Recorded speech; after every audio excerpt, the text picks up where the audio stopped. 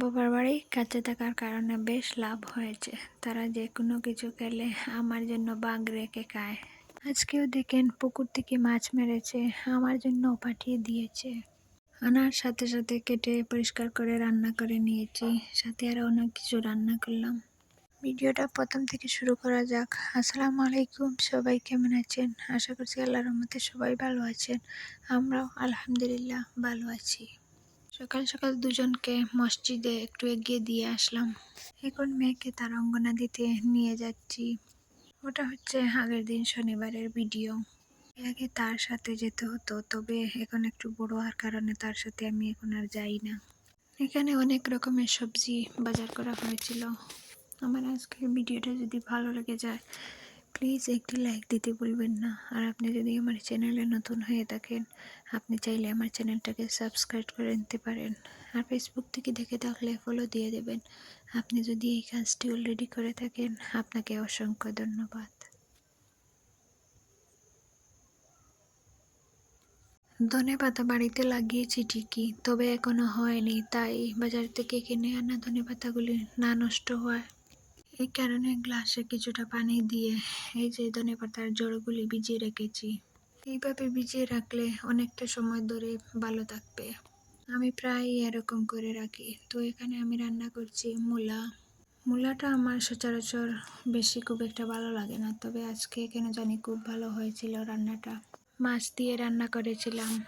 আর এই যে টাটকা টাটকা ধনেপাতা দিলে যে কোনো তরকারির রান্নাটা দ্বিগুণ বেড়ে যায়। গরমকালে পাওয়া যায় ধনেপাতা, তবে এরকম সেন্ট তো আর পাওয়া যায় না।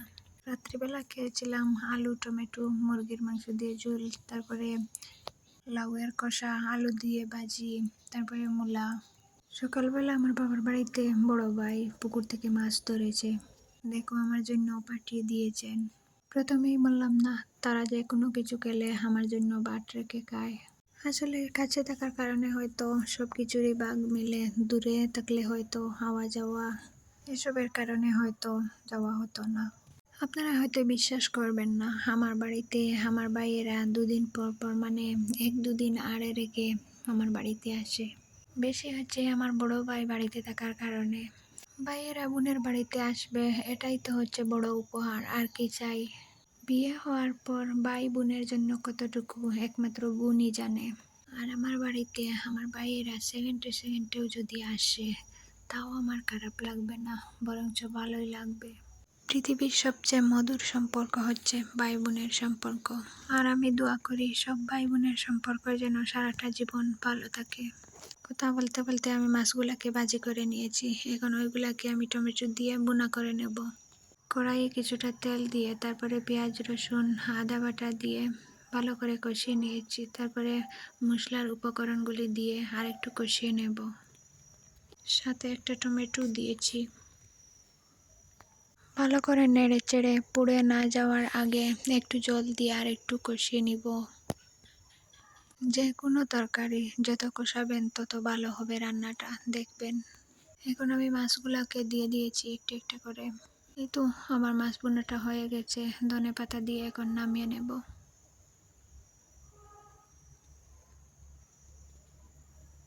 তারপরে করব মূলা ভর্তা।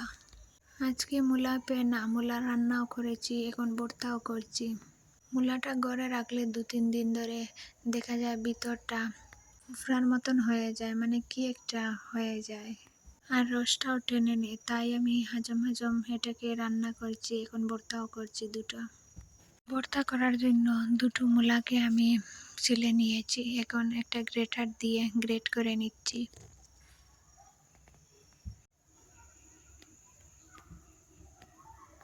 দা দিয়ে বা চাকু দিয়ে এরকম কুচি হবে না, তাই ভাবলাম এই গ্রেটার দিয়েই গ্রেট করে নেই, একদম মিহি কুচি হয়ে যাবে।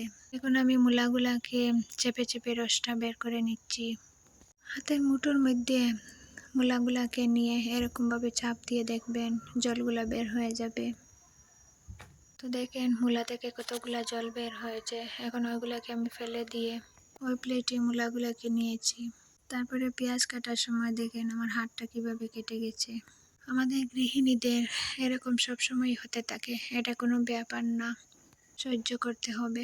এই কাটার মধ্যে যখন লবণ লাগছিল তখন খুবই জ্বালা করছিল, তো কি আর করার, কাজ তো করতেই হবে। ভর্তা মাখার জন্য যা যা লাগবে সবগুলোকে আমি প্লেটে করে নিয়েছি। এখন মরিচ ভেজে নেব, শুকনো মরিচ।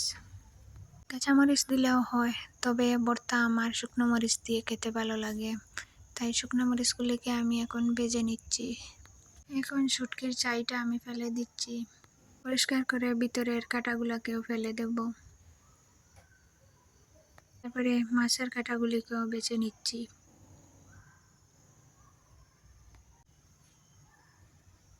অনেকেই দেখছি শুধু শুটকি দিয়ে করে, ভালো হয় খেতে, তবে মাছ দিলে আমার ভালো লাগে খেতে ভর্তাটা।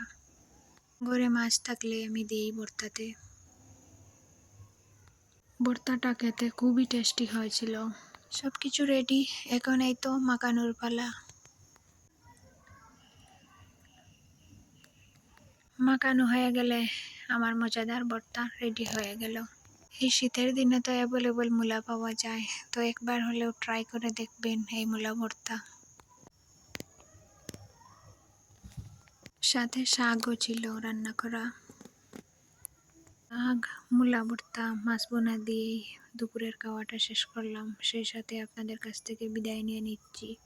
সবাই ভালো থাকবেন, সুস্থ থাকবেন। আল্লাহ হাফিজ। আসসালামু আলাইকুম।